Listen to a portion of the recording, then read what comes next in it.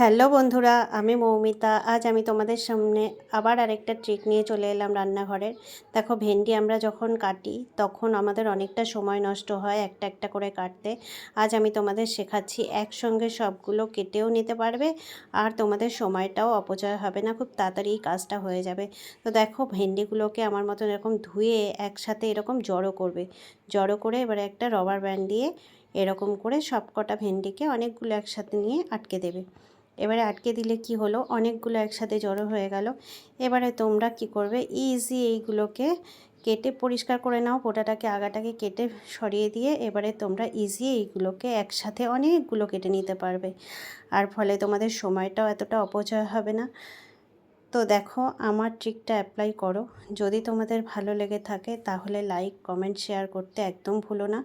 পাশে থেকো, সঙ্গে থাকো এরকম ভালো ভালো ভিডিও পাওয়ার জন্য।